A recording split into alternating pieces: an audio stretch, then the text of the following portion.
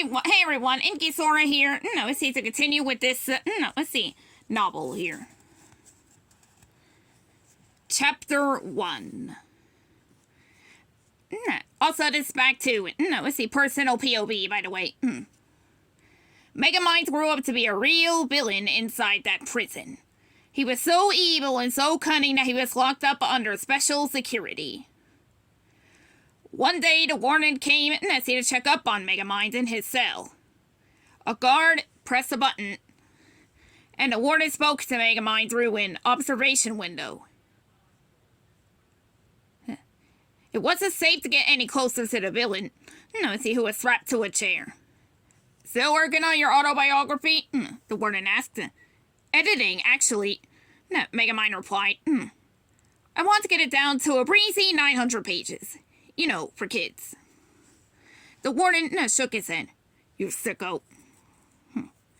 It's part of my rehabilitation, Megamind said with a smile. Now, I'm a changed man, and I'm ready to re-enter society as a solid citizen. Never mind my parents in the background. You're a villain, and you'll always be a villain. You'll never change, and you'll never leave. The warden informed him. You're fun, Megamind said, not taking his comments too seriously.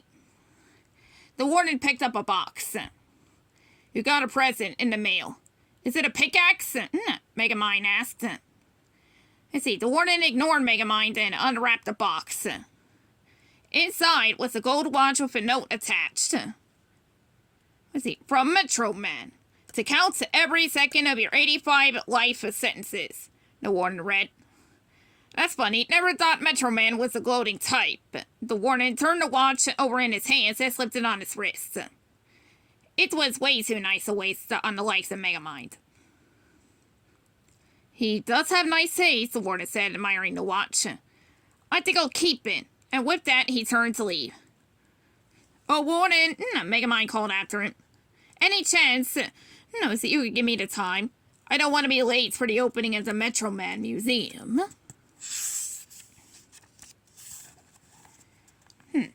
Looks like you're gonna miss it, the warden snorted.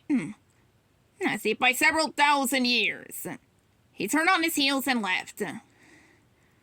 Oh, am I? Megamind said with a sinister laugh. The villain had a plan up his sleeve, and it was about to unfold. Meanwhile, everyone in Metro City was getting ready to honor their biggest hero, Metro Man, with the opening at the Metro Man Museum. It's a beautiful day in beautiful downtown, where we are here to honor a beautiful man, reporter Roxanne Ritchie said into a microphone. For years, he's been watching us with his supervision, saving us with his super strength, and caring for us with his super heart. Roxanne said into the camera. Now it's our turn to give something back. This is Roxanne Ritchie reporting live from the dedication at the Metro Man Museum. The cameraman switched off. See the camera. Wow, the stuff they make you read on air. That's unbelievable. It's crazy, he said. I wrote that piece myself, Hal, Roxanne told him. Quickly, Hal tried to cover up. What I was trying to say was, I can't believe that in our modern society, they let, actual art get onto the news. Not sure I'm following, Roxanne said, puzzled. Hal tried to change the subject and suggested that they grab a cup of coffee, but Roxanne, didn't want to hide out in a coffee shop somewhere. It was Metro Man's big day, and it was time to celebrate. She tried to get Hal into the spirit. But Hal didn't think Metro Man was such a big deal. If I were Metro Man, Megamind would have been, grabbing you all the time, Hal told her, remembering the countless times the villain, he had kidnapped a reporter. That's sweet, Hal, Roxanne with a smile. And I'd be watching you like a dingo watches a human baby, Hal continued. Roxanne looked puzzled again. Okay, that sounded a little weird, Hal admitted. A little bit, yeah, Roxanne agreed. And you're making a weird face, and that's making me feel weird, Hal said, wandering away, from her. Roxanne stared after the cameraman and shook her head. That guy sure was strange. Then an invisible car pulled up next to her. In an instant, a robotic gorilla arm reached out No, let's see. With an aerosol can and sprayed her in the face. Roxanne fell through the car's open window, and the hood was slipped over her head. Then, just as fast as the car had appeared, it sped off into the distance. Oblivious to what had just occurred, Hal was still jabbering on and on. The point is, I've been watching like something that watches something intently. No, let's see. See, with love. Not love. No, we're not in love. I'm not saying I love you. I'm saying... Hal's words drifted off as he turned back toward where Roxanne was standing. She was gone. Roxanne? Hal called. Roxaroo? But Roxanne Ritchie was nowhere to be seen.